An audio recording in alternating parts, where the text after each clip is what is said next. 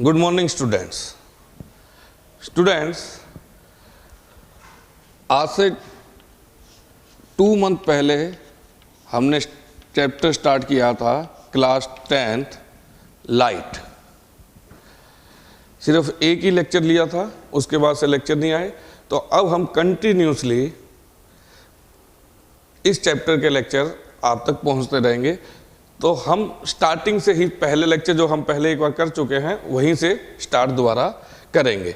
तो हमारा चैप्टर है लाइट, फिजिक्स का फर्स्ट चैप्टर है आपकी टेक्स्ट बुक में, chapter number 10, that is the light. इस लाइट में हमें पढ़ना है बेटा रिफ्लेक्शन के बारे में एंड रिफ्रैक्शन,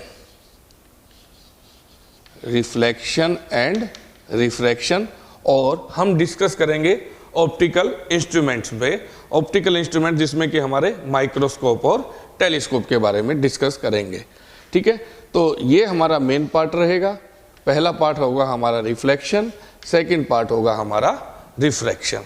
ठीक है, अब बात करें अगर अपने लाइट के बारे में, तो लाइट के बारे में तो आपको सबको नॉलेज है ही, क्या यूज है लाइट का, क्या इंपॉर्टेंस है हमारी लाइफ में।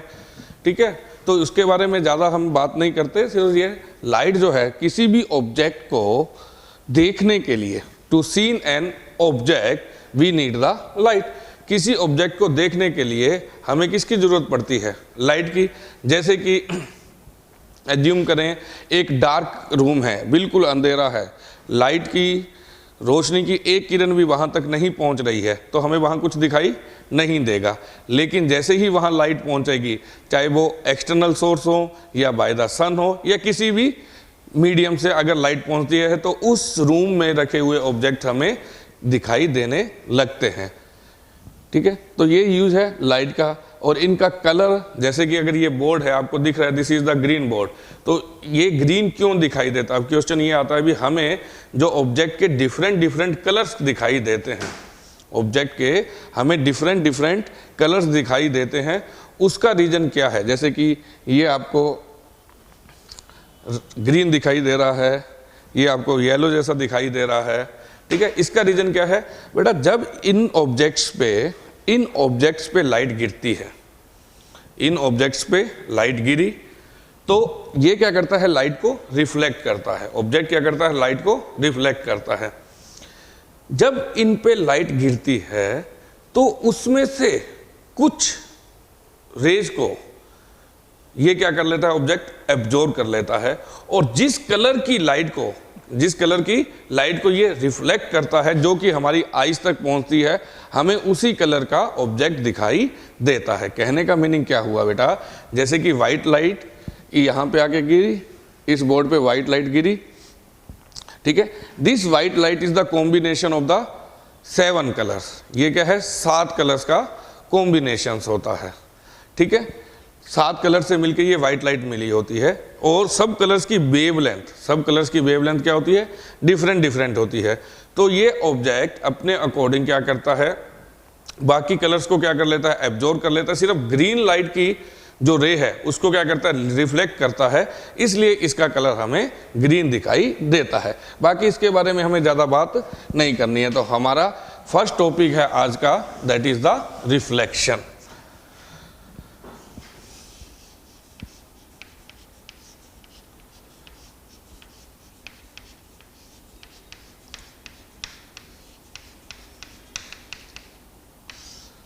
रिफ्लेक्शन बेटा, रिफ्लेक्शन क्या होता है? ठीक है, ये हमारे पास कोई मीडियम है एंड कोई सरफेस है and this is A polished surface. This is polished surface. ये कैसा सरफेस है? पॉलिश्ड सरफेस है। When the light ray is incident on this polished surface, when the light is incident on this polished surface, after striking it, it return to the same medium, ये मान लेते हैं कोई medium 1 है, ये हम assume कर लेते हैं मीडियम 2 है। और मीडियम 1 और मीडियम 2 का दैट इज द इंटरफेस, और इसको क्या बोलेंगे? अपने इंटरफेस। ठीक है। और ये कैसा है, पॉलिश्ड है, ये कैसा सरफेस है, पॉलिश सरफेस है। तो फर्स्ट मीडियम से लाइट क्या हो रही है, इस पॉलिश सरफेस पे इंसिडेंट हो रही है। दिस लाइट, दिस रे is incident in the polish surface, और इस पे टकराने के बाद, इस पे स्ट्राइक करने के बाद वो रे आगे ना जाके उसी मीडियम में क्या हो जाती है, रिटर्न कर जाती है। उसी मीडियम में क्या हो जाती है, रिटर्न कर जाती है। जैसे कि ये ग्लास है, ये मिरर है, यहां से रे आई, यहां से रे आई और टकराने के बाद वापिस चली गई, टकराने के बाद वापिस चली गई। इसी कारण से तो मिरर क्या देता है, हमें इमेज देता है। यहां से लाइट आ रही है, देखो समझो बेटा, ये मिरर है, इसका ये वाला सरफेस हमने क्या कर दिया, पॉलिश कर दिया। इसका ये सरफेस हमने क्या कर दिया, पॉलिश कर दिया। तो यहां से लाइट रे आई, इस मिरर पे इंसिडेंट हुई, इस पे टकराई, और टकराने के बाद उसी मीडियम में क्या हो गई, रिटर्न कर गई। उसी मीडियम में क्या कर गई, रिटर्न कर गई। This phenomena is known as the reflection. इसी फिनोमेना को हम क्या कहते हैं, रिफ्लेक्शन कहते हैं। When a light ray is incident, when a light ray is incident on polished surface,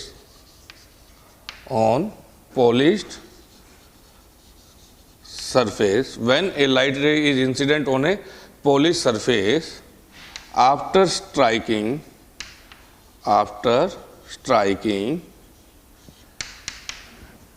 it return in the same medium, it return in the same medium. When a light ray is incident on polished surface after striking it, it return in the same medium. This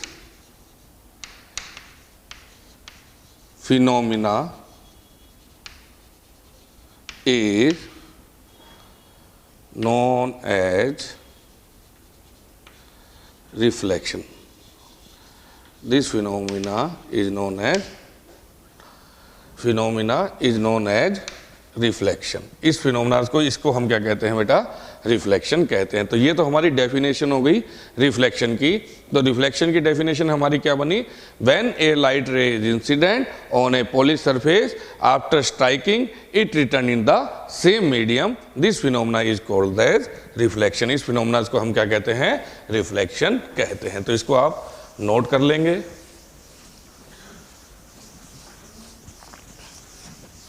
अब हम इसके रे diagram के बारे में समझते हैं। बेटा ये देखो, ये पॉलिश सरफेस है, ये नॉर्मल, सबके बारे में एक एक करके मैं बात करूंगा। That is normal. जो रे, लाइट रे किसी सोर्स से आती है और इस पॉलिश सरफेस पे टकराती है, ठीक है, दिस रे is known as incident ray.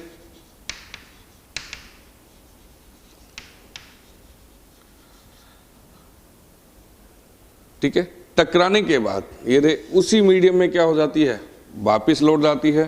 तो जो रे रिटर्न होती है टकराने के बाद, उस रे को हम कहते हैं रिफ्लेक्टेड रे।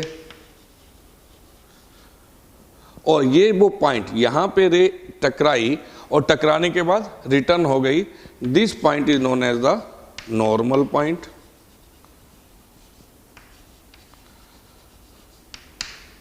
या बुक्स में आपको इसका पॉइंट मिलेगा पॉइंट ऑफ इंसिडेंस। इसको क्या बोला जाएगा, point of incidence.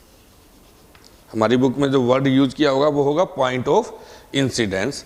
And the angle between the normal and incident ray, ये नॉर्मल है, the angle between the normal and incidence ray, that is known as the angle of incidence. इसको हम denote करते हैं आई से, that is known as angle of incidence. Angle between the reflected ray and the normal, इसको हम denote करते हैं R से, that is known as angle of reflection. That is known as angle of reflection. इसको हम क्या कहेंगे, angle of reflection. तो ये पूरे रे डायग्राम की आपकी टर्मिनोलॉजी है। तो देखो बेटा वन बाय वन सबको हम लिखते हैं। सबसे पहले आएगा आपका इंसिडेंट रे, सबसे फर्स्ट आया incident ray.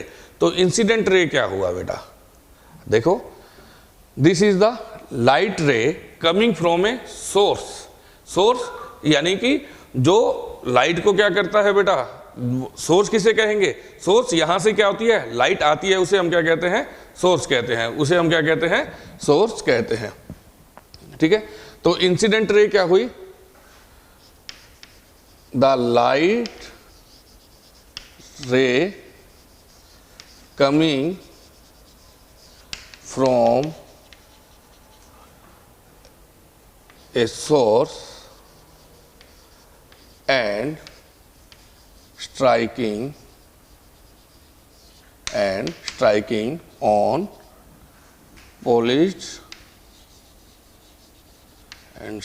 on polished surface। तो ये क्या होगी आपकी incident ray, this is the incident रे। किसी लाइट ऑफ सोर्स से जो रे आ रही है, the light ray coming from a source of light and striking on polish surface. ठीक है, उसको हम क्या कहेंगे, इंसिडेंट रे। सेकंड आता है आपका रिफ्लेक्टेड रे। तो रिफ्लेक्टेड रे क्या होगा, after the strike incident ray ने यहां पे स्ट्राइक किया, इस सरफेस पे, पॉलिश सरफेस पे स्ट्राइक किया। स्ट्राइक करने के बाद जो रे उसी मीडियम में रिटर्न हो गई, उस रे को हम क्या कहते हैं, reflected ray. After striking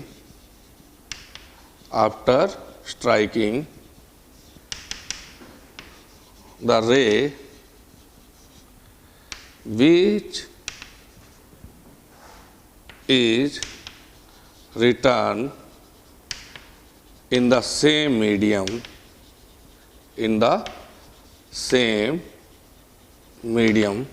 after striking the ray which is returned in the same medium is called reflected ray। ठीक है, नॉर्मल बेटा सबसे इंपॉर्टेंट, सबसे ज्यादा रोल रहेगा इसी का।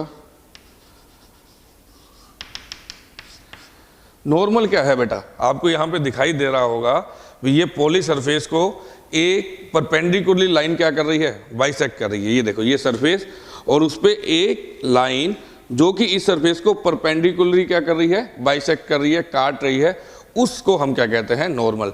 It is a imaginary, normal क्या होता है बेटा, that is a imaginary line. ये कैसी लाइन है, इमेजिनरी। ऐसा कोई मिरर में आपको कोई लाइन नहीं दिखाई देती है, तो ये कैसी लाइन होती है, इमेजिनरी लाइन होती है। ठीक है, तो नॉर्मल क्या है, it is a imaginary, this is A imaginary line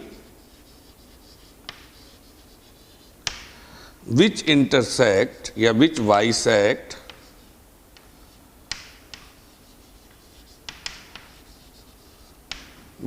the polished surface, which bisect the polished surface perpendicularly,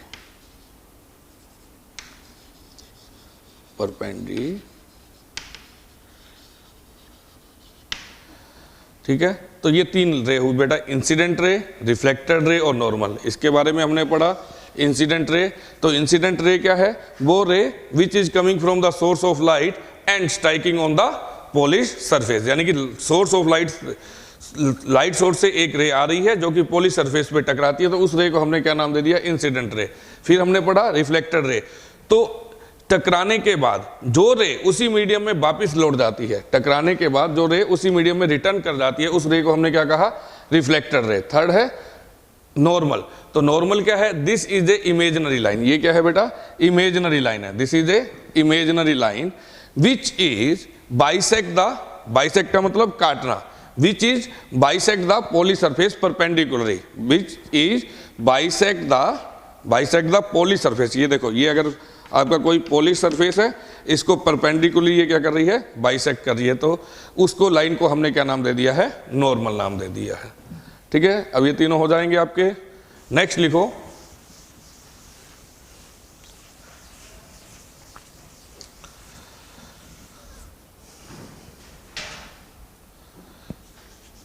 point of incidence. Point of incidence. This is a point. This is a point on the surface. This is the point on the surface where the incident ray is striking. Where the incident ray is striking. ठीक है, ये वाला point, ये देखो बेटा, ये surface है, इस सरफेस पे वो पॉइंट, इस सरफेस पे वो पॉइंट यहां पे इंसिडेंट रे टकराती है. This is a point on the surface where the incident ray is striking. तो सरफेस के इस पॉइंट पे, सरफेस के इस पॉइंट पे इंसिडेंट रे क्या कर रही है? स्ट्राइक कर रही है. सरफेस के इस पॉइंट पे क्या कर रही है? इंसिडेंट रे स्ट्राइक कर रही है. तो इसे हम क्या कहते हैं बेटा? इस पॉइंट को हम क्या कहते हैं? Point of incidence. नेक्स्ट है angle of incidence. Angle of incidence, इसको हम डिनोट करते हैं आई से. The angle between the angle between the normal and the angle between the normal and incident ray. The angle between the normal and incident ray is known as angle of incidence. That is known as angle of incidence. Diagram में देखते हैं बेटा, ये देखो, ये आपका क्या है? नॉर्मल, और ये क्या है? Incident ray. The angle between them, that is the angle of incidence. That is denoted by I. Next, angle of reflection. Angle of reflection. ठीक है, तो बेटा देखो, डायग्राम में आपको दिख भी रहा है, this is the normal, this is the reflected रे. तो नॉर्मल और रिफ्लेक्टेड रे के बीच का जो एंगल है, नॉर्मल और रिफ्लेक्टेड रे के बीच का जो एंगल है, that is known as the angle of reflection. The angle between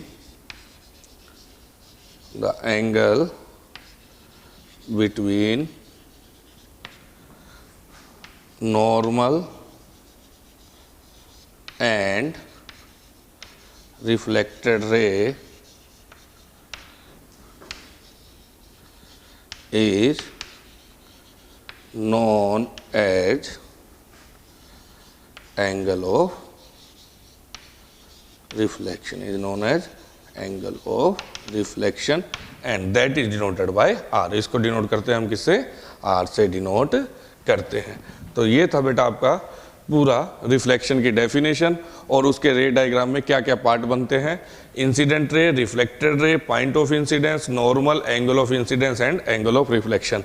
तो उनको कैसे कैसे डिनोट किया जाता है, कैसे क्या उनकी डेफिनेशन है, तो उसके बारे में हमने यहाँ पे डिस्कस किया है. ठीक है, तो बेटा ये सबसे पहले ये चीज़ें आपको पता होनी चाहिए, तभी इस चैप्टर से रिलेटेड, इस टॉपिक से रिलेटेड जो भी न्यूमेरिकल पूछे जाएंगे तब आप सोल्व कर पाएंगे. क्योंकि न्यूमेरिकल में कुछ इस प्रकार से दे रखा होगा, एंगल ऑफ इंसिडेंस कितना है? 30 डिग्री है, तो एंगल ऑफ रिफ्लेक्शन क्या होगा? ठीक है, तो अगर हमें इंसिडेंट रे के बारे में, नॉर्मल के बारे में, इनके बारे में नहीं पता होगा तो न्यूमेरिकल बनाने में बड़ी प्रॉब्लम आएगी. तो सबसे पहले आप रे डायग्राम को अच्छे से समझो, बड़ा आसान सा है. आप एक सरफेस बनाओ और उसको पॉलिश कर दो. ये जो साइन है वो किसको डिनोट करता है? पॉलिश को. यहाँ पे किसी भी पॉइंट पे एक नॉर्मल ड्रॉ कर दो. ये क्या है? नॉर्मल. फिर एक रे जो लाइट सोर्स से आएगी, यहाँ पे ये टकराएगी और रिटर्न हो जाएगी इसी मीडियम में. तो सबके नाम लिख दो एक बार. This is normal, this is, ये नॉर्मल, ये है आपकी इंसिडेंट रे, ये है रिफ्लेक्टेड रे, ठीक है, और this is the point of incidence, point of incidence, angle between the incident रे and normal, that is the angle of incidence, angle of incidence, angle between the normal and the reflected ray, this is the angle of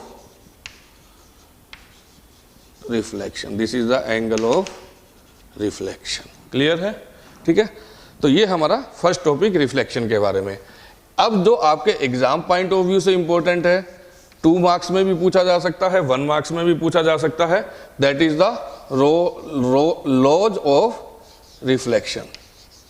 reflection के rule क्या है, laws of reflection क्या है। तो first बड़ा simple सा law है बेटा, angle of incidence is equal to the angle of reflection. First law of reflection क्या है, फर्स्ट लॉ ऑफ रिफ्लेक्शन क्या है बेटा, the angle of incidence is always equal to the angle of reflection. The angle of incidence is always equal to,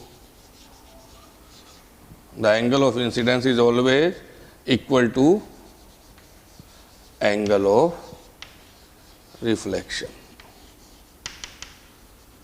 first law means angle I, ये sine angle के लिए तो angle I is equal to angle R, angle I equal to angle R. तो ये first law बनता है। Means कहने का मीनिंग क्या हुआ, ये आपका पॉली सरफेस है, ये नॉर्मल है, यहाँ से कोई रे इंसिडेंट हुई, ये नॉर्मल के साथ 30 डिग्री बना रही है, ये नॉर्मल के साथ कितने डिग्री का एंगल बना रही है, 30 डिग्री का। तो एंगल ऑफ इंसिडेंस कितना हो गया, 30 डिग्री। देन जब ये स्ट्राइक करने के बाद उसी मीडियम में रिटर्न करेगी तो जो एंगल ऑफ रिफ्लेक्शन बनेगा वो भी कितना होगा, 30 डिग्री होगा, वो भी कितना होगा, 30 डिग्री होगा। तो फर्स्ट लॉ हमें यही बता रहा है, the angle of incidence is always equal to the angle of reflection.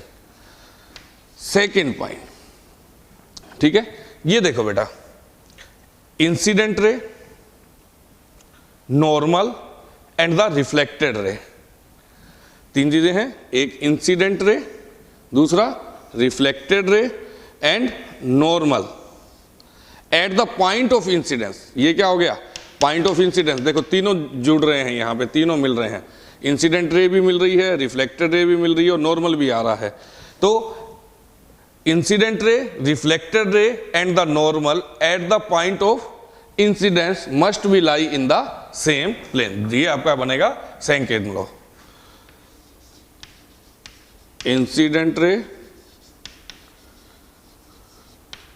Reflected ray, incident ray, reflected ray and normal incident ray, reflected ray and normal at the point of incidence, at the point of incidence must be lie in the same plane। यानी कि ये तीनों same plane में होने चाहिए तभी reflection होगा, अगर इनका प्लेन सेम नहीं है तो रिफ्लेक्शन नहीं होगा। तो बेटा ये क्वेश्चन आपके एग्जाम में भी पूछा जा सकता है 2 मार्क्स में, write the laws of reflection. क्या क्वेश्चन आ सकता है, write the laws of reflection.